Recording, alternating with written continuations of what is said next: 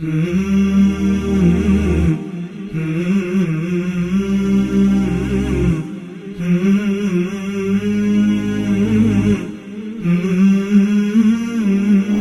علیکم ورحمۃ اللہ وبرکاتہ۔ الحمدللہ رب العالمین والعاقبۃ للمتقین، الصلاۃ والسلام علی رسولہ الکریم وعلی آلہ واصحابہ ومن تبعہم بإحسان الی یوم الدین، اما بعد۔ اعوذ باللہ من الشیطان الرجیم، بسم اللہ الرحمن الرحیم۔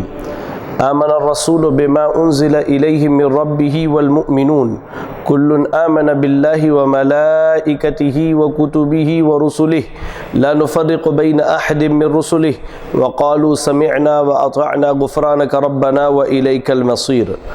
رب اشرح لی صدری ویسر لی امری واحلل عقدۃ من لسانی یفقہوا قولی۔ معزز اور مکرم ناظرین اکرام، آپ تمام کا دی وے آف سلفیہ کے جانب سے منعقد ہونے والے دا اسٹرانگ فاؤنڈیشن کورس کے 5ویں ایپیسوڈ میں استقبال ہے۔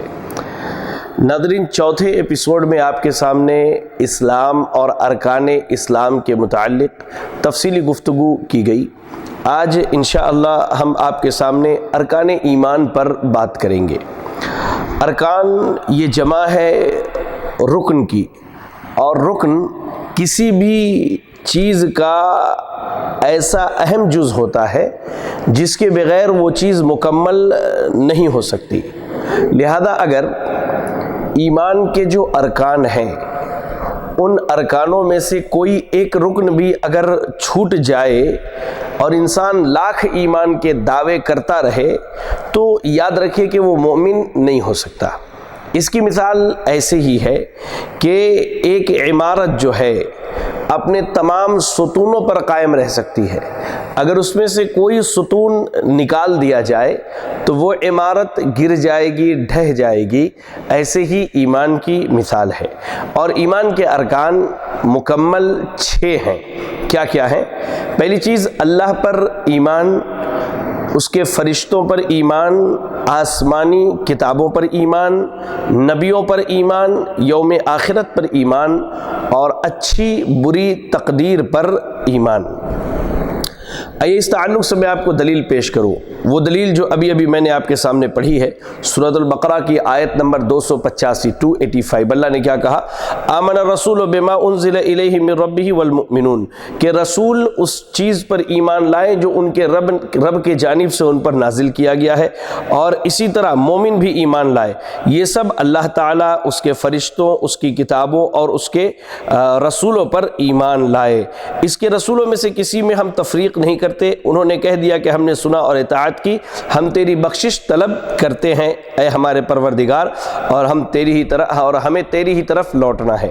تو اس آیت کریمہ کے اندر ایمان باللہ، ایمان بالملائکہ، ایمان بالکتب اور ایمان بالرسل کی دلیل دی گئی۔ ایسے ہی اگر آپ دیکھیں تو اس کی ایک بڑی بہترین دلیل ہمیں وہ حدیث جبریل علیہ السلام ملتی ہے، جس میں جبریل علیہ السلام انسانی شکل میں نبی اکرم صلی اللہ علیہ وسلم کے پاس تشریف لاتے ہیں، جیسا کہ صحیح مسلم، صحیح بخاری اور دیگر حدیث کی کتابوں میں وہ روایت موجود ہے، جس میں اللہ کے نبی صلی اللہ علیہ وسلم سے جبریل علیہ السلام نے ایمان کے متعلق پوچھا تو آپ نے کہا کہ ان تؤمن باللہ وملائکتہ وکتبہ ورسلہ والیوم الآخر وتؤمن بالقدر خیرہ وشرہ۔ ایمان یہ ہے کہ تم اللہ پر، اس کے فرشتوں پر، اس کی کتابوں پر، اس کے رسولوں پر، آخرت کے دن پر اور بھلی بری تقدیر پر ایمان لاؤ۔ تو یہ دلیلیں ہیں، اللہ اکبر، جو ایمان کے ارکان کے لیے پیش کی جاتی ہیں۔ چلیں اب ذرا ایمان کے ارکان پر ہم نظر ڈالیں۔ پہلی چیز ہے اللہ پر ایمان۔ اللہ پر ایمان سے مراد کیا ہے؟ تو اس سے مراد یہ ہے کہ اس بات کی معرفت، تصدیق اور اقرار، اس بات کی معرفت، تصدیق، اقرار اور پختہ اعتقاد کہ اللہ تعالیٰ موجود ہے، وہ اپنے افعال یعنی ربوبیت اور اپنے اسماء و صفات اور عبادت یعنی الوہیت میں یکتا ہے۔ اگر آپ دیکھیں تو شیخ عبد الحمید الاثری رحمہ اللہ جو ہیں الوجیز فی عقیدت سلف الصالح کے اندر ارشاد فرماتے ہیں کہ ایمان باللہ عقیدہ اسلامیہ کی اساس اور لب لباب ہے، اور یہی اصل ہے، اس کے علاوہ باقی ارکان ایمان اس کے تابع ہیں۔ یعنی جب تک آدمی ایمان باللہ کا اقرار نہیں کرے گا، دوسرے ایمان کے جو ارکان ہیں اس کے اوپر واجب نہیں ہوتے ہیں۔ یہ دروازہ ہے، یہی لب لباب ہے۔ اللہ پر ایمان کے تعلق سے ہمیں 4 باتوں کو یاد رکھنا چاہیے۔ پہلی چیز یہ کہ اللہ کے وجود پر ایمان ہونا چاہیے، یعنی سب سے پہلے اس بات کا پختہ ایمان ہونا چاہیے کہ کائنات کی کوئی بھی چیز، مثلا درخت ہو، پہاڑ ہو، ریگستان وغیرہ ہو، یہ خود بخود وجود میں نہیں آئے، اور نہ ہی کائنات کے اندر ان کا نظام، جیسے دن رات کا آنا جانا، موسموں کی تبدیلی، اور سورج اور چاند کا طلوع اور غروب ہونا، یہ خود بخود نہیں چل رہا ہے، بلکہ ایک ایسی ذات موجود ہے جس نے دنیا کو تخلیق کیا اور اس کے تمام انتظام و انصرام کو سنبھالا، اور بخیر و خوبی کے ساتھ اللہ رب العالمین اس کے انتظام کو چلا رہا ہے، اور اس کے چلانے میں نہ اس کا کوئی ہمسر ہے اور نہ ہی اس کا کوئی ساجھی ہے، نہ اس کا کوئی برابر ہے۔ ایسے ہی اللہ پر ایمان کے تعلق سے اللہ کی ربوبیت یعنی اس کے رب ہونے پر، اور اللہ کی الوہیت اس کے معبود برحق ہونے پر، اور اللہ کے اسماء و صفات پر ایمان لانا۔ تو ان تینوں کے اوپر ہم نے دوسرے درس میں یعنی دوسرے ایپیسوڈ میں جہاں عقیدہ توحید کی بات کی، وہاں تفصیلی گفتگو ہم نے کیا ہے، اس پر مزید بات کی گنجائش نہیں ہے۔ چلیں دوسرا رکن جو ہے ارکان ایمان میں سے فرشتوں پر ایمان۔ فرشتوں کے تعلق سے ایمان پر کچھ باتیں میں آپ کو بتلا دوں۔ فرشتے اللہ تعالیٰ کے ایک نورانی مخلوق ہے جو مختلف صورتیں بدلنے پر قادر ہے، بڑی قوت والے ہیں، اور نقل و حرکت کی بڑی طاقت رکھتے ہیں۔ ان کی تعداد بہت زیادہ ہے جس کا علم اللہ کے علاوہ کسی کو نہیں۔ اللہ نے انہیں اپنی عبادت کے لیے اور اپنے احکام کی بجا آوری کے لیے منتخب کر رکھا ہے۔ وہ اللہ کی نافرمانی نہیں کرتے، بلکہ وہ وہی کام کرتے ہیں جس کا اللہ تعالیٰ نے انہیں حکم دیا ہے۔ فرشتوں کو اللہ تعالیٰ نے نور سے پیدا کیا، جیسا کہ صحیح مسلم کی روایت کے الفاظ ہیں، خلقت الملائکۃ من نور، کہ فرشتوں کی تخلیق جو ہے اللہ رب العالمین نے نور سے کیا ہے۔ اچھا، ایک مسئلہ ہے کہ فرشتوں کی تخلیق کب کی گئی، تو یاد رکھیں اس تعلق سے یہ چیز ملتی ہے کہ آدم علیہ السلام کی تخلیق سے پہلے فرشتوں کا وجود تھا۔ آدم علیہ السلام کی تخلیق سے پہلے فرشتوں کا وجود تھا، لیکن فرشتے کب پیدا کیے گئے اس کی ہمیں کوئی دلیل نہیں ملتی ہے۔ چلیں فرشتوں کو ان کی اصلی شکل میں انبیاء علیہم السلام کے علاوہ کوئی نہیں دیکھ سکتا۔ ہاں، اگر وہ انسانی شکل میں آئے تو سب دیکھ سکتے ہیں۔ فرشتے مذکر ہیں یا مؤنث اس کی صراحت نہیں ملتی، لیکن فرشتے مؤنث نہیں ہیں اس کی دلیل ہمیں کتاب و سنت کے اندر ملتی ہے۔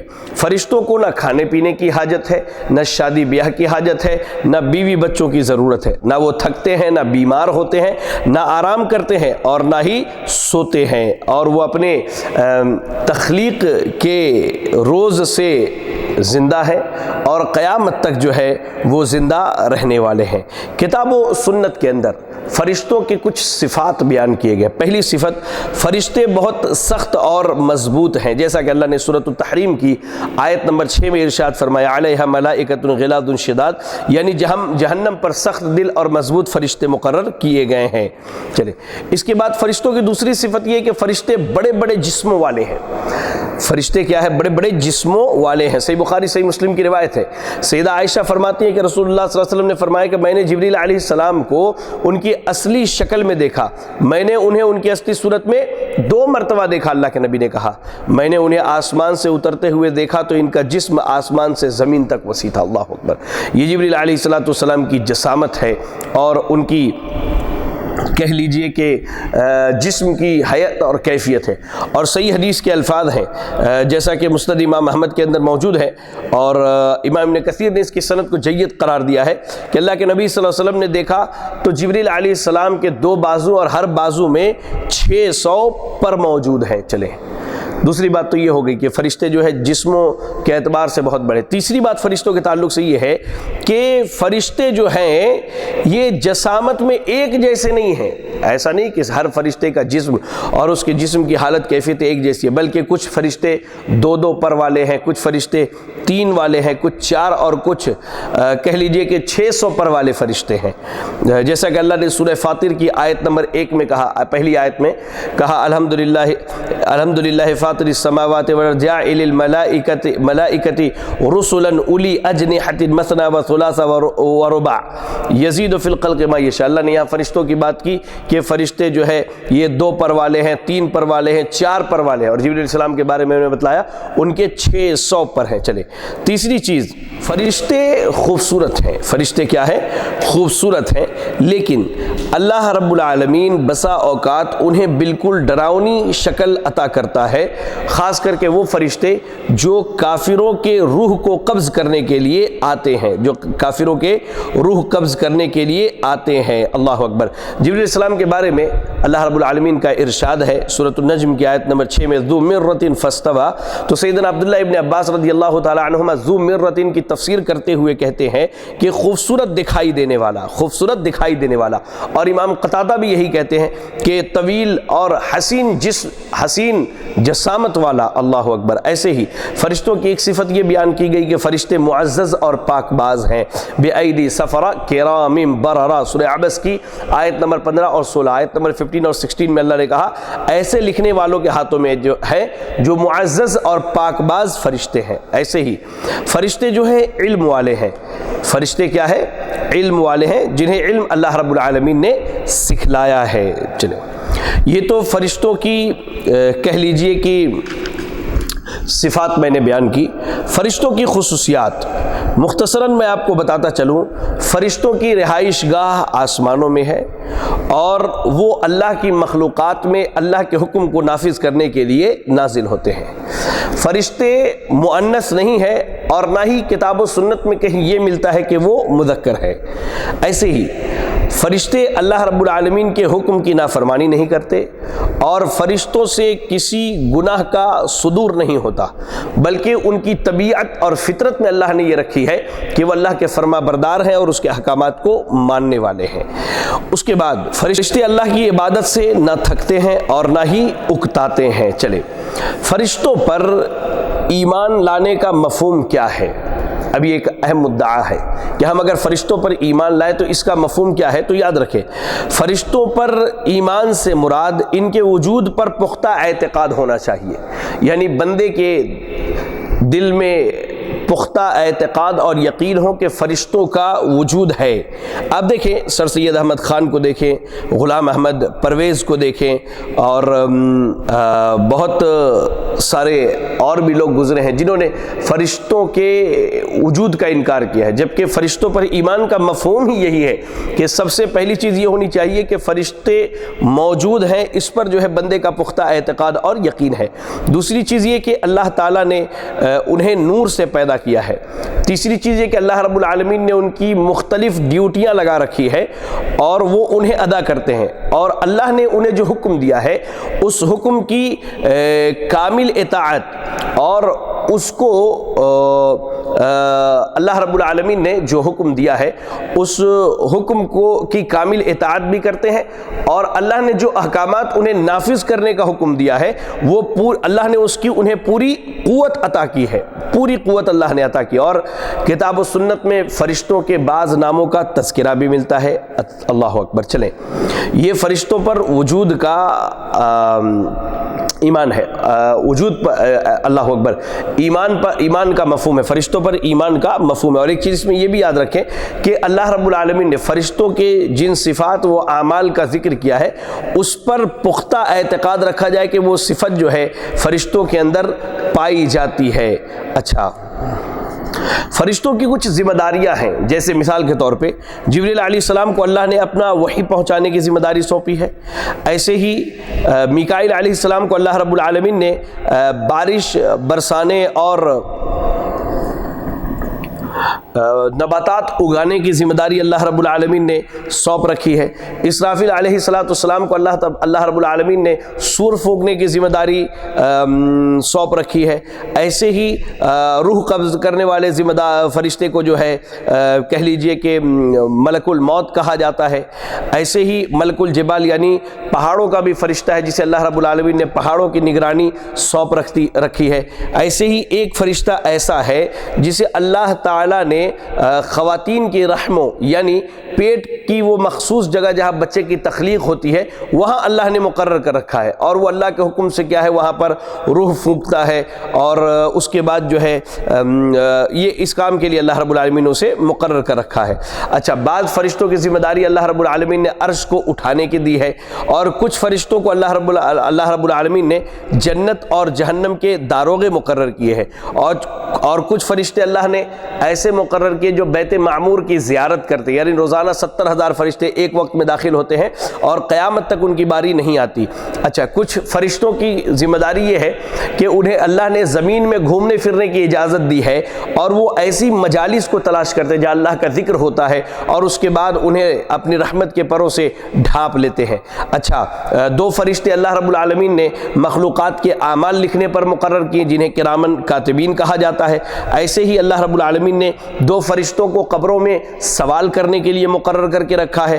ایسے ہی اللہ رب العالمین نے کچھ فرشتوں کو مقرر کیا ہے، وہ ان لوگوں کا نام لکھتے ہیں جو جمعہ میں آتے ہیں۔ اچھا، فرشتوں کے باب میں ایک چیز میں بتا دوں، بعض لوگ ایک فرشتے کا نام عزرائیل بتاتے ہیں، عزرائیل، تو یاد رکھیں کہ کتاب و سنت سے کہیں بھی ثابت نہیں ہے کہ عزرائیل کسی فرشتے کا نام ہو۔ ہمیں جن فرشتوں کا نام ملتا ہے ہمیں چاہیے کہ ان ناموں کو یاد کریں اور ان ناموں کو یاد رکھیں۔ چلے، اس کے بعد ارکان اسلام میں تیسرا رکن ہے الہامی کتابوں پر ایمان۔ الہامی کتابوں پر ایمان، یاد رکھیں کہ الہامی کتابیں جو ہیں یہ اللہ رب العالمین نبیوں تک جو ہے وحی کے ذریعہ پہنچاتا ہے۔ تو سب سے پہلے ہم آپ کے سامنے وحی کا تعریف کرتے چلے، ٹھیک ہے؟ لغوی اعتبار سے خفیہ طور پر کسی چیز کی اطلاع دینے کا نام وحی ہے، یعنی پوشیدہ طور پر چھپا کر کے کسی چیز کے بارے میں اگر اطلاع دی جائے تو اسے لغوی اعتبار سے وحی کہتے ہیں۔ اور لفظ وحی جو ہے یہ اشارے کے لیے، کتابت کے لیے، رسالت کے لیے اور الہام وغیرہ کے لیے استعمال ہوتا ہے۔ چلے، وحی کی شرعی تعریف، شرعاً وحی سے مراد اللہ تبارک و تعالیٰ کا اپنے انبیاء کو شریعت یا کتاب کی کسی بات کی اطلاع دینا جو وہ ان تک پہنچانا چاہتا ہے، خواہ یہ اطلاع بالواسطہ ہو یا بلا واسطہ ہو، یہ وحی کی تعریف کی گئی۔ یعنی وحی سے مراد یہ ہے کہ اللہ رب العالمین اپنے نبیوں تک شریعت کی کوئی بات یا جو کتاب اللہ نے دی ہے اس کتاب کی کوئی بات جو اللہ تعالیٰ پہنچانا چاہتا ہے تو اس بات اور اس خبر کو وحی کہتے ہیں۔ اب یہ خبر اور بات یا تو واسطے کے ذریعے اللہ پہنچائے جبریل علیہ السلام کے ذریعہ، یا اللہ تعالیٰ بلا واسطہ پہنچائے یعنی اللہ نبی کے دل میں یہ بات ڈال دے، یا اللہ رب العالمین نبی سے ڈائریکٹ بات کر لے۔ اللہ اکبر۔ چلے، وحی کی قرآن مجید کے اندر اگر دیکھا جائے 3 قسمیں بیان کی گئی ہیں۔ وحی جو ہے 3 طرح کی ہیں۔ آپ سورۃ الشورى کی آیت نمبر 51 آیت نمبر 51 کی تلاوت کیجیے۔ اللہ نے کہا وَمَا كَانَ لِبَشَرٍ أَن يُكَلِّمَهُ اللَّهُ إِلَّا وَحْيًا أَوْ مِن وَرَاءِ حِجَابٍ أَوْ يُرْسِلَ رَسُولًا فَيُوحِي بِإِذْنِهِ مَا يَشَاءُ إِنَّهُ عَلِيٌّ حَكِيمٌ۔ اللہ نے کہا ناممکن ہے کہ کسی بندے سے اللہ کلام کرے مگر وحی کے ذریعہ یا پردے کے پیچھے سے یا کسی فرشتہ کو بھیجے، اور وہ اللہ کے حکم سے جو وہ چاہے وحی کرے، یقیناً وہ برتر ہے، حکمت والا ہے۔ تو اس آیت کریمہ کے اندر وحی کی جو ہے 3 قسمیں بیان کی گئی ہے۔ پہلی قسم کیا ہے؟ الا وحیًا، یعنی دل میں کسی بات کا ڈال دینا اس یقین کے ساتھ کہ یہ اللہ کے طرف سے ہی ہے۔ نبی کے دل میں کسی بات کا ڈال دینا اس یقین کے ساتھ کہ یہ چیز اللہ کی طرف سے ہے، اس میں شیطان کا کوئی دخل نہیں ہے۔ جیسے اس کی دلیل ہمیں ملتی ہے صحیح الجامع الصغیر کی روایت ہے، ایسے موارد الضمان میں بھی ہے۔ علامہ البانی نے السلسلہ صحیحہ میں اس کی سند کو صحیح قرار دیا ہے، کہتے اللہ کے نبی نے فرمایا ان روح القدس نفث فی روعی لن تموت نفس حتی تستکمل رزقها فاتقوا اللہ واجملوا فی الطلب۔ بلا شبہ روح القدس نے میرے دل میں یہ بات پھونکی ہے کہ کوئی جان اس وقت تک ہرگز نہیں مرے گا جب تک وہ اپنا پورا رزق حاصل نہ کر لے، اس لیے تم اللہ تعالیٰ سے ڈرو اور رزق طلب کرنے کا اچھا طریقہ اختیار کرو۔ لہذا یہاں اس بات کی دلیل ملی کہ اللہ تعالیٰ کیا ہے، نبی کے دل میں اس بات کو ڈال دیتا ہے، اور کچھ اہل علم نے انبیاء کے خوابوں کو بھی اس میں شمار کیا ہے۔ دوسری قسم جو ہے وہ یہ ہے او من وراء حجاب، یعنی بلا واسطہ اللہ رب العالمین پردے کے پیچھے سے کلام کرے، جیسے اللہ رب العالمین نے موسیٰ علیہ السلام سے کلام کیا، اور ایسے ہی اللہ رب العالمین نے نبی اکرم صلی اللہ علیہ وسلم سے معراج کی رات میں کلام کیا، جو کہ بلا واسطہ اور پردے کے پیچھے سے تھا۔ ایسے ہی تیسری قسم بتائی او یرسل رسولا فیوحی باذنہ ما یشاء، یعنی اللہ تعالیٰ فرشتے کو بھیجتے ہیں، یعنی اللہ رب العالمین جبریل علیہ السلام کو بھیجتا ہے جو انبیاء علیہ السلام تک اللہ کی وحی لے کر کے آتے ہیں۔ چلے الہامی کتاب، ان کا تذکرہ جو ہمیں قرآن و سنت میں ملتا ہے وہ تقریباً 5 ہے۔ پہلی کتاب تورات، اور یہ اللہ تعالیٰ نے عبرانی زبان میں نازل کی، جسے اللہ تعالیٰ نے موسیٰ علیہ السلام کو دیا تھا۔ دوسری کتاب انجیل، یہ اللہ تعالیٰ نے خالدی زبان میں نازل کی، اور یہ اللہ تعالیٰ نے عیسیٰ علیہ السلام پر نازل فرمایا تھا۔ تیسری کتاب ہے زبور، یہ کتاب اللہ تعالیٰ نے عبرانی زبان میں نازل کی، اور سیدنا داؤد علیہ السلام کو یہ کتاب دی گئی۔ ایسے ہی صحف ابراہیم و موسیٰ، یعنی ابراہیم اور موسیٰ علیہ السلام پر نازل کیے جانے والے صحیفے، یعنی اللہ رب العالمین نے ابراہیم علیہ السلام پر اور موسیٰ علیہ السلام پر بعض صحیفوں کا بھی نزول فرمایا۔ اچھا، 5ویں اور آخری کتاب وہ قرآن مجید ہے، جسے اللہ رب العالمین نے نبی اکرم صلی اللہ علیہ وسلم پر نازل فرمایا ہے۔ کتابوں پر ایمان کا کیا حکم ہے؟ پہلی چیز یاد رکھیں کہ اللہ کے نازل کردہ کتابوں پر ایمان لانا واجب ہے، اور ارکان ایمان میں وہ ایک عظیم رکن ہے، اور دین اسلام کی نہایت اہم اساس اور بنیاد ہے۔ اس کے بغیر ایمان مکمل نہیں ہو سکتا، جیسا کہ اللہ نے سورہ شورى کی آیت نمبر 15 میں فرمایا قل آمنت بما انزل اللہ من کتاب، کہ کہہ دیجئے کہ میں ان کتابوں پر ایمان لایا جو اللہ رب العالمین نے نازل فرمائی ہے۔ کتابوں پر ایمان کی کچھ تفصیل ایسے ہے، یعنی کتابوں پر جو ہم ایمان لائیں گے اس کی کچھ تفصیل آپ جان لیجئے۔ پہلی چیز، اس بات کا پختہ تصدیق کریں کہ یہ کتابیں اللہ رب العالمین نے نازل فرمائی ہے۔ دوسری چیز، اس بات کا پختہ اعتقاد ہو کہ یہ کتابیں اللہ رب العالمین کا کلام ہے۔ تیسری چیز، یہ اعتقاد کہ تمام آسمانی کتب اکیلے اللہ تعالیٰ کی عبادت کی دعوت دیتے ہیں۔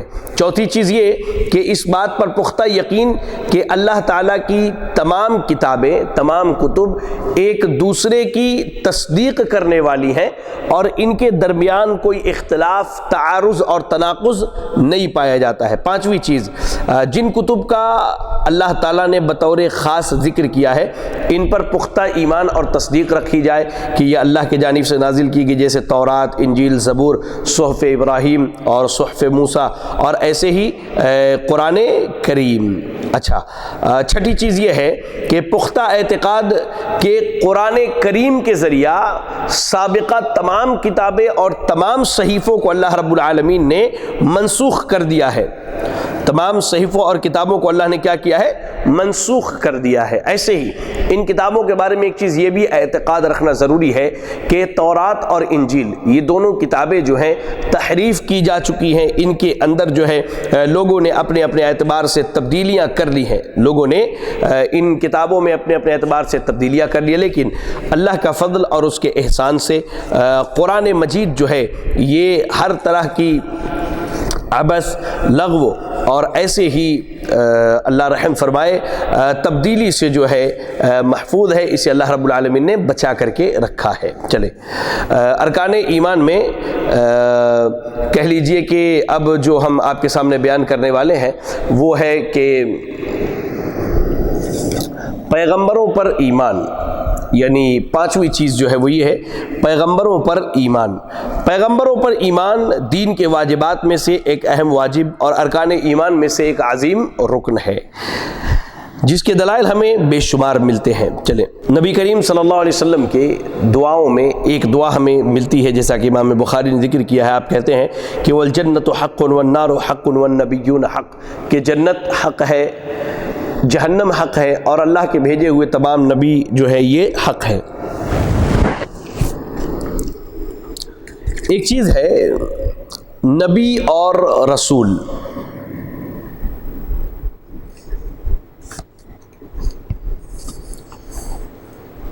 نبی اور رسول کا فرق پہلے آپ سمجھ لیجئے۔ ہم کہتے ہیں نا کہ نبی اور رسول، تو نبی کے معنی ہوتے ہیں، یہ نبی لغت میں نبا سے مشتق ہے، جس سے مراد عظیم فائدے والی خبر ہے۔ جس سے مراد کیا ہے؟ عظیم فائدے والی خبر ہے۔ اور رسول لغت میں ارسال سے مشتق ہے، جس کے معنی کیا ہے؟ بھیجنا۔ جس کے معنی کیا ہے؟ بھیجنا۔ نبی اور رسول میں یہ فرق کیا گیا ہے، رسول اس پیغمبر کو کہا جاتا ہے جس پر نئی شریعت اور نئی کتاب نازل ہو، جس کو اللہ تعالیٰ نے نئی شریعت دی ہو، نئی کتاب دی ہو۔ اور نبی اس ہستی کو کہا جاتا ہے جس پر وحی تو نازل ہوئی ہو، لیکن اسے اللہ نے کوئی نئی کتاب یا نئی شریعت نہ دی ہو، بلکہ پہلے والے شریعت کی اللہ نے تبلیغ کا حکم دیا۔ اس کی مثال سمجھیے آپ، موسیٰ علیہ السلام، آپ نبی اور رسول دونوں ہیں، جبکہ آپ کے بھائی ہارون علیہ السلام یہ نبی ہے۔ کیوں؟ موسیٰ علیہ السلام کو اللہ تعالیٰ نے شریعت دی اور اللہ نے کتاب دی اور اس کے تبلیغ کا حکم دیا، لیکن ہارون علیہ السلام کو اللہ نے کوئی نئی شریعت نہیں دی، کوئی نئی کتاب نہیں دی، بلکہ موسیٰ علیہ السلام کی شریعت کی ہی تبلیغ اور اشاعت کا اللہ تعالیٰ نے حکم دیا۔ اور رسول کی مثال دیکھیں تو ہمارے نبی جناب محمد رسول اللہ صلی اللہ علیہ وسلم، آپ کو اللہ تعالیٰ نے نئی شریعت دی، نئی کتاب دی اور اس کے تبلیغ کا حکم دیا ہے۔ چلیں، پیغمبروں پر ایمان کا مفہوم کیا ہے؟ تو پیغمبروں پر ایمان سے مراد یہ ہے کہ اس خبر پر پختہ طور پر اعتقاد رکھنا ہے جو ان کے متعلق قرآن و سنت میں خواہ اجمالی طور پر یا تفصیلی طور پر موجود ہے۔ چلیں، کچھ اس کی بنیادی باتیں ہم جان لیتے ہیں۔ سب سے پہلی چیز یہ ہے کہ پختہ طور پر اس بات کی تصدیق کرنا کہ اللہ تعالیٰ نے ہر امت میں ایک رسول بھیجا ہے جو انہیں ایک اللہ کی عبادت کی دعوت دیتا اور غیر اللہ کی عبادت سے لوگوں کو روکتا۔ دوسری چیز، پیغمبروں پر ایمان کے تعلق سے یاد رکھیں اس بات کی تصدیق کہ تمام پیغمبر سچے ہیں، نیک ہیں، ہدایت یافتہ ہیں، معزز ہیں، متقی ہیں اور اللہ کی وحی پر امین ہے۔ تیسری چیز یہ کہ اس بات کی پختہ تصدیق کہ تمام پیغمبر حق پر تھے اور اپنے رب کی جانب سے واضح دلائل لے کر کے آئے تھے۔ چوتھی چیز یہ کہ یہ اعتقاد کہ تمام پیغمبر ایک ہی دعوت یعنی دعوت توحید لے کر کے آئے، البتہ ان کی شریعتیں الگ الگ تھیں، لیکن ان کی دعوت کی جو بیس اور بنیاد ہے وہ دعوت توحید وہ ایک ہے۔ شریعت کے احکامات اور اس کے فروعات جو ہیں وہ الگ الگ تھے، وہ ایک الگ مسئلہ ہے۔ چلیں، اس کے بعد اس بات کی تصدیق کہ پیغمبروں کو بھی پیغام دے کر بھیجا گیا تھا، انہوں نے پورے کا پورا آگے پہنچا دیا، یعنی اللہ نے پیغمبروں کو جو پیغام دیا تھا، جو اللہ نے انہیں نبوت اور رسالت دی تھی، اس کے پہنچانے میں وہ امین ہیں، انہوں نے امانت داری سے پہنچا دیا ہے۔ ایسے ہی ایک بات یہ بھی یاد رکھیں کہ تمام پیغمبر اللہ کی مخلوق اور بشر ہیں اور ان میں ربوبیت کی کوئی صفت موجود نہیں، اور وہ سب اللہ کے بندے ہیں جنہیں اللہ رب العالمین نے نبوت اور رسالت دے کر کے شرف اور عزت عطا فرمائی۔ ایسے ہی ایک بات کا یہ بھی اعتقاد ہونا چاہیے کہ پیغمبر جو ہے درجات کے اعتبار سے ایک دوسرے سے مختلف ہیں۔ پیغمبر کیا ہے؟ درجات کے اعتبار سے ایک دوسرے سے مختلف ہیں۔ اللہ رب العالمین نے قرآن مجید کے اندر تقریباً 25 انبیاء علیہم الصلاۃ و انبیاء اور رسول کا تذکرہ کیا ہے۔ ان میں 5 نبی جو ہیں یا 5 نبی اور رسول جو ہے وہ اولو العزم نبی اور رسول ہیں، جن کا ذکر اللہ رب العالمین نے سورۃ الاحزاب کی آیت نمبر 7 میں اللہ نے کیا۔ اللہ نے کیا کہا؟ وَإِذْ أَخَذْنَا مِنَ النَّبِيِّينَ مِيثَاقَهُمْ وَمِنْكَ وَمِن نُوحٍ وَإِبْرَاهِيمَ وَمُوسَىٰ وَعِيسَى ابْنَ مَرْيَمَ وَأَخَذْنَا مِنْهُم مِيثَاقًا غَلِيظًا، اور جب ہم نے تمام نبیوں سے عہد لیا اور بالخصوص آپ سے نوح، ابراہیم، موسیٰ اور مریم کے بیٹے عیسیٰ علیہ السلام سے، اور ہم نے ان سے پکا اور پختہ عہد لیا۔ تو اس آیت کریمہ میں اللہ رب العالمین نے 5 نبیوں کا تذکرہ کیا جسے اہل علم نے اولو العزم نبیوں میں، اور اللہ کے نبی صلی اللہ علیہ وسلم نے انہیں اولو العزم پیغمبر قرار دیا ہے۔ اللہ کے رسول صلی اللہ علیہ وسلم، نوح علیہ السلام، ابراہیم علیہ السلام، موسیٰ علیہ السلام اور عیسیٰ ابن مریم علیہ السلام۔ اولو العزم پیغمبر جو ہے یہ تمام پیغمبروں سے افضل ہے، یہ تمام پیغمبروں سے افضل ہے، اور اولو العزم پیغمبروں میں صحیح اور راجح قول کے مطابق نبی اکرم صلی اللہ علیہ وسلم سب سے زیادہ افضل ہے، سب سے زیادہ آپ کا اونچا مقام اور مرتبہ ہے۔ چلے اس کے بعد جو اللہ پر ایمان، اس کے فرشتوں پر ایمان، الہامی کتاب پر ایمان، پیغمبروں پر ایمان کے بعد جو 5ویں چیز ہم آپ کے سامنے بیان کرنے والے ہیں وہ ہے آخرت پر ایمان۔ چلے آخرت پر ایمان کا مفہوم کیا ہے یہ آپ جان لیجئے۔ یوم آخرت پر ایمان سے مراد یہ ہے کہ وفات کے بعد سے لے کر اہل جنت کے جنت میں اور اہل جہنم کے جہنم میں داخل ہو جانے تک کے بارے میں کتاب و سنت کے اندر جو باتیں موجود ہیں ان کی مکمل تصدیق کی جائے اور اس کا پختہ اعتقاد رکھا جائے۔ اللہ رب العالمین نے قرآن مجید کے اندر متعدد مقامات پر یوم آخرت پر ایمان لانے کا ذکر کیا ہے، جیسے اللہ رب العالمین کا فرمان ایک مقام پر ہے، آپ سورۃ البقرہ کی اگر آیت نمبر 4 پر غور کریں تو اللہ نے کیا کہا؟ وَالَّذِينَ يُؤْمِنُونَ بِمَا أُنزِلَ إِلَيْكَ وَمَا أُنزِلَ مِن قَبْلِكَ وَبِالْآخِرَةِ هُمْ يُوقِنُونَ، اور جو لوگ ایمان لاتے ہیں اس پر جو آپ کی طرف اتارا گیا اور جو آپ سے پہلے اتارا گیا، اور وہ آخرت پر بھی یقین رکھتے ہیں، وہ آخرت پر بھی یقین رکھتے ہیں۔ تو اللہ رب العالمین نے اہل ایمان کی جو علامت، جو پہچان اور ان کا جو شیوا بیان کیا وہ یہ ہے کہ جہاں وہ اللہ کے رسول صلی اللہ علیہ وسلم پر نازل کردہ شریعت، آپ پر نازل کردہ کتاب پر ایمان رکھتے ہیں، ویسے ہی ان کا یہ بھی ایمان ہے کہ پچھلے انبیاء اور رسول کو جو شریعتیں اللہ نے دی وہ اللہ کے جانب سے عطا کی گئی، جو کتابیں اللہ نے دی وہ اللہ کے جانب سے عطا کی گئیں، ہاں، اور وہ آخرت پر بھی ایمان رکھتے ہیں۔ یعنی اہل ایمان کی علامت، اس کی پہچان یہ ہے کہ وہ آخرت پر بھی ایمان رکھتے ہیں۔ اور اس تعلق سے اگر حدیثوں میں دلیل تلاشا جائے تو میں پھر کہوں گا حدیث جبریل علیہ السلام پڑھی، جس میں اللہ کے نبی صلی اللہ علیہ وسلم نے ارکان ایمان کو بیان کرتے ہوئے کہا کہ ارکان ایمان یہ ہے کہ ان تؤمن باللہ وملائکتہ وکتبہ ورسلہ وبالیوم الآخر وتؤمن بالقدر خیرہ وشرہ وبالیوم الآخر، یعنی آخرت کے دن پر ایمان رکھا جائے۔ آئیے یہاں آپ کے سامنے چند اہم نقطے بیان کر دوں۔ یوم آخرت کے حوالے سے جن امور پر ایمان رکھنا ضروری ہے وہ کچھ اس طرح ہے۔ آپ دیکھیں، پہلی چیز کیا ہے؟ موت اور اس کے بعد کے احوال پر ایمان رکھنا، یعنی یہ پختہ یقین رکھنا کہ مرنے کے بعد بندے کے ساتھ کچھ حالتیں پیش آنے والی ہیں۔ ایسا نہیں جیسا کہ کفار کہتے ہیں، مشرکین اور منافقین کہا کرتے تھے کہ مرنے کے بعد کچھ بھی نہیں ہونے والا ہے، ہم ختم ہو جائیں گے، مٹی میں مل جائیں گے، اس کے بعد سارا معاملہ ختم ہو جائے گا۔ نہیں، ایمان یہ رکھنا ہے کہ موت کے بعد جو ہے احوال کچھ پیش آنے والے ہیں، ایسے ہی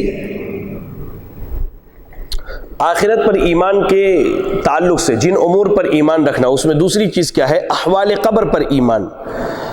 احوال قبر پر ایمان یعنی اس بات پر ایمان کہ کسی بھی بندے کو، خواہ وہ قبر میں دفن کیا گیا ہو یا بندے کو جلا دیا گیا ہو یا اسے سمندر میں بہا دیا گیا ہو یا اسے درندے نوچ کھائیں، اسے پھاڑ کھائیں، اس بات پر یقین رکھنا ہے کہ وہ جس حال میں ہے وہی اس کی قبر ہے، وہ جس حال میں ہے وہی اس کی کیا ہے؟ قبر ہے، ایسے ہی اس بات کا کامل یقین ہونا چاہیے کہ قبر میں دو فرشتے سوال و جواب کے لیے آتے ہیں۔ اس بات کا بھی یقین ہونا چاہیے کہ قبر میں بندے کو اللہ کی نعمتیں ملتی ہیں، اگر وہ سوالات کے صحیح جوابات دے لے، اور اگر نہیں دے پاتا تو وہ اللہ کے عذاب میں مبتلا کیا جاتا ہے۔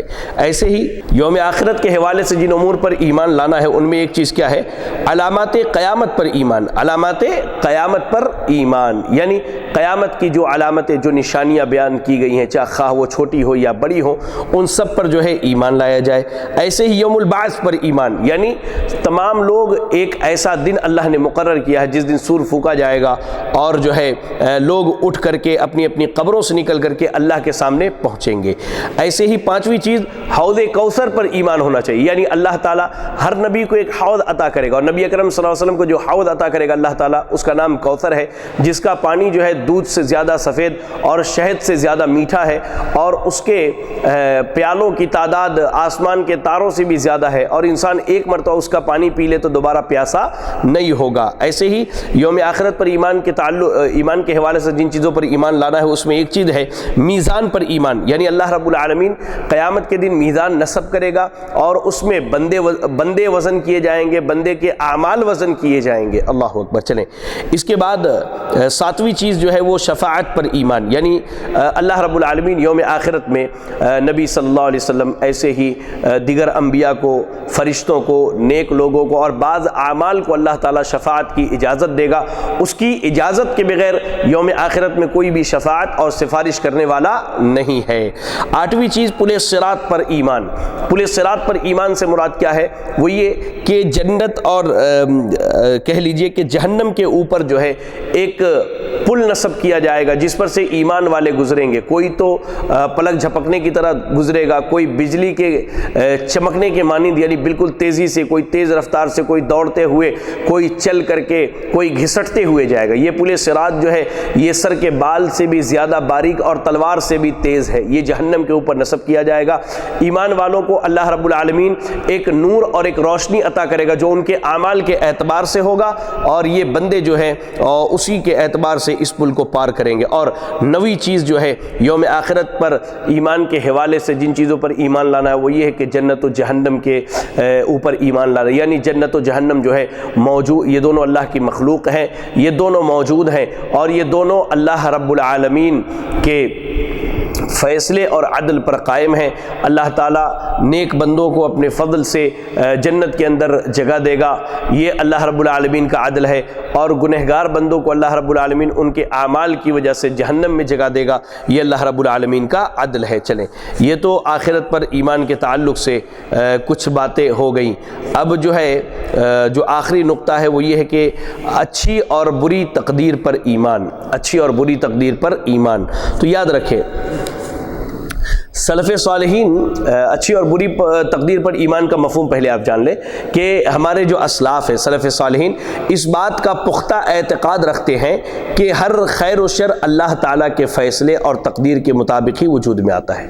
اللہ جو چاہتا ہے وہی کرتا ہے، ہر چیز اس کے ارادے کے مطابق ہے، کوئی چیز بھی اس کی مشیت اور تدبیر سے خارج نہیں ہے۔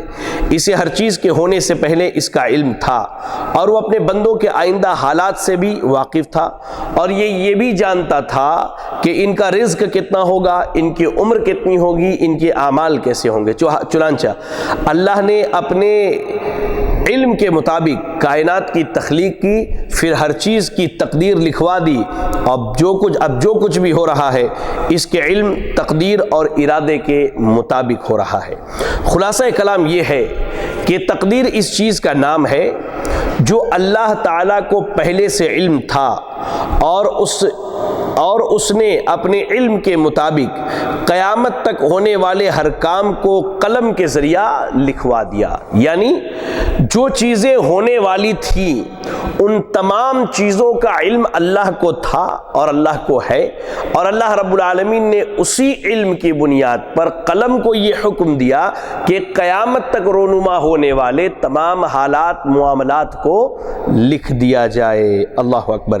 اس بات تقدیر کی دلیل بے شمار اس کی دلیلیں ہیں۔ پہلی چیز سورہ قمر کی آیت نمبر 49 پڑھی، اللہ نے کیا کہا، ان کل شیء خلقناہ بقدر، بے شک ہم نے ہر چیز کو ایک مقررہ اندازے پر پیدا کیا، یعنی ایک مقررہ تقدیر اور اندازے پر پیدا کیا۔ اور اس کی ایک دوسری دلیل صحیح مسلم کی روایت ہے، سیدنا عبداللہ ابن عمرو ابن عاص رضی اللہ تعالیٰ عنہ حدیث کے راوی کہتے ہیں اللہ کے نبی صلی اللہ علیہ وسلم نے فرمایا، کتب اللہ مقادر الخلائق قبل ان یخلق السماوات والارض ب50,000 سنہ، کہ اللہ تعالیٰ نے آسمانوں اور زمین کی تخلیق سے 50,000 سال پہلے تمام مخلوقات کی تقدیر لکھ دی ہے۔ اللہ اکبر۔ تقدیر پر ایمان لانے کے وجوب کے جو دلائل ہیں، اس میں وہ حدیث جبریل آپ یاد رکھ لیں جس میں اللہ کے نبی صلی اللہ علیہ وسلم نے ارشاد فرمایا وَأَن تُؤْمِنَ بِالْقَدْرِ خَيْرِهِ وَشَرِّهِ، کہ تقدیر کی بھلی بری تمام باتیں اور تمام امور پر ایمان رکھا جائے۔ اور شیخ محمد بن عبد الوہاب رحمہ اللہ فرماتے ہیں کہ معذرت، سب سے پہلے آپ یہ دیکھ لیجئے کہ سیدنا علی رضی اللہ تعالیٰ عنہ سے مروی ہے کہ کوئی بندہ اس وقت تک مومن نہیں ہو سکتا جب تک وہ 4 چیزوں پر ایمان نہ لے آئے، اور ان میں سے ایک چیز کیا ہے؟ تقدیر پر ایمان لانا۔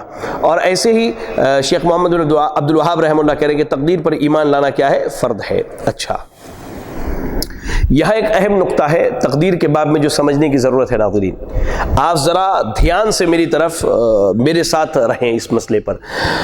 ائمہ سلف کا کہنا ہے کہ تقدیر پر ایمان 4 امور کے بغیر مکمل نہیں ہوتا۔ جب تک 4 باتیں ہمارے اندر نہ پائی جائیں تب تک تقدیر پر ایمان مکمل نہیں ہوتا، اور یہی امور مراتب تقدیر یا ارکان تقدیر کے نام سے جانے جاتے۔ جیسے اسلام کے 5 ارکان ہیں، ایمان کے 6 ارکان ہیں، ویسے ہی تقدیر پر ایمان کے 4 ارکان ہیں۔ اس کے بغیر جو ہے ایمان مکمل نہیں ہوتا، اور تقدیر کے مسئلے کو کوئی سمجھ بھی نہیں سکتا۔ یعنی یہ ابتدائی ابواب ہیں، یہ دروازے ہیں تقدیر پر ایمان میں داخل ہونے کے لیے۔ میں آپ کو بتاؤں وہ 4 مراتب کیا ہے۔ پہلا مرتبہ علم، یعنی اس بات پر پختہ یقین کہ جو کچھ موجود ہے اور جو کچھ موجود نہیں ہے، اور جس چیز کا امکان ہے اور جس چیز کا امکان نہیں، اللہ تعالیٰ ان تمام چیزوں کو جانتا ہے۔ یاد رکھیں، تقدیر پر ایمان کے باب میں پہلا مرتبہ یہ ہے کہ اس بات کا پختہ ایمان ہونا چاہیے کہ جتنی چیزیں موجود ہیں یا جو وجود میں نہیں ہیں، جو ہمیں دکھائی نہیں دیتی یا جن کا ہم ادراک نہیں کر سکتے، یا جو چیزیں ممکنات میں سے ہیں یا جن کا امکان بھی نہیں ہے، ان تمام چیزوں کا اجمالی اور تفصیلی طور پر علم کس کو ہے؟ اللہ تعالیٰ کو ہے۔ اللہ تعالیٰ کو یہ کامل علم حاصل ہے کہ جو کچھ موجود ہے اگر وہ وجود میں آئے تو اس کی کیفیت کیا ہوگی۔ مخلوق کی تخلیق سے پہلے اللہ تعالیٰ نے ان کی عمر، ان کے رزق، ان کے اعمال اور حرکات و سکنات کا علم اللہ کو تھا۔ مخلوق کی تخلیق سے پہلے اللہ کو ان کے عمر، ان کے رزق، ان کے اعمال، ان کے حرکات و سکنات کا علم تھا، اور اللہ تعالیٰ یہ بھی جانتا تھا کہ یہ بندہ نیک بخت ہوگا کہ بدبخت ہوگا، یہ بندہ نیک بخت ہوگا کہ بدبخت ہوگا۔ چلیں، پہلی چیز ہوئی علم۔ تقدیر پر ایمان کا دوسرا مرتبہ جو ہے، دوسرے مراتب میں دوسرا مرتبہ جو ہے وہ یہ ہے کہ اس بات کا پختہ ایمان کہ اللہ تعالیٰ نے اپنے علم کے مطابق قیامت تک ہونے والے تمام کاموں کو اور قیامت تک وجود میں آنے والی تمام چیزوں کو اللہ تعالیٰ نے لکھوا دیا ہے۔ یعنی تقدیر پر ایمان کا دوسرا مرتبہ یہ ہے کہ اس بات کا پختہ اعتقاد ہونا چاہیے کہ قیامت تک وجود میں آنے والے جتنے کام، جتنے حادثات، جتنے واقعات اور جتنے حرکات و سکنات ہیں، اللہ نے اپنے علم کے مطابق ان تمام چیزوں کو لکھوا دیا ہے۔ تیسرا مرتبہ کیا ہے؟ تیسرا مرتبہ ہے ارادہ اور مشیت، یعنی اس بات پر پختہ ایمان کہ اللہ جو چاہتا ہے وہی ہوتا ہے، اور جو اللہ نہیں چاہتا وہ نہیں ہوتا ہے، اور اللہ کی مشیت اللہ کے علم کے مطابق ہے جو اللہ تعالیٰ نے لوح محفوظ میں لکھوا دیا ہے۔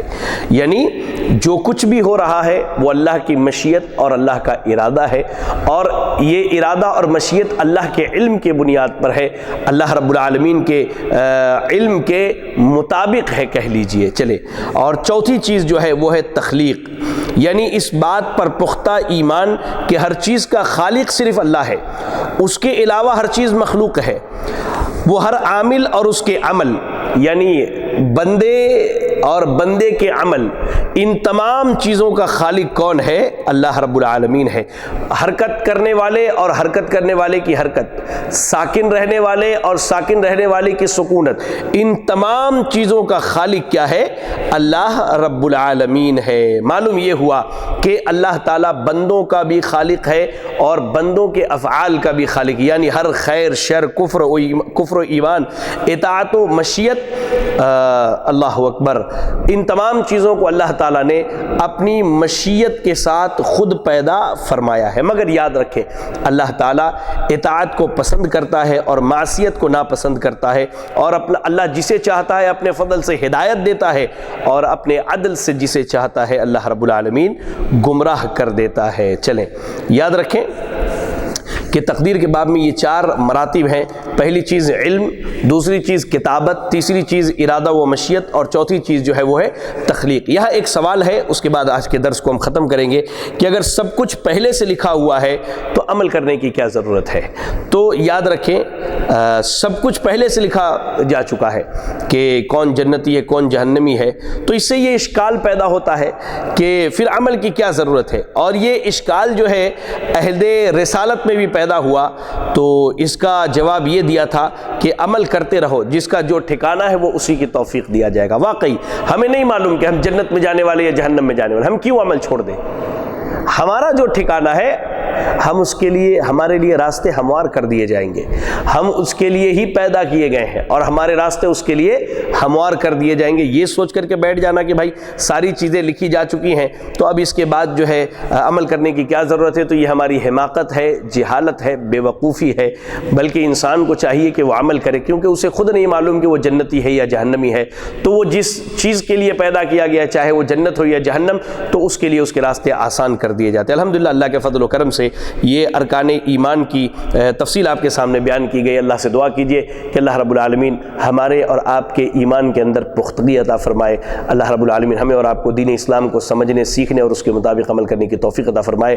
آمین وآخر دعوانا الحمدللہ رب العالمین۔ جزاکم اللہ خیرا۔ السلام علیکم ورحمۃ اللہ وبرکاتہ۔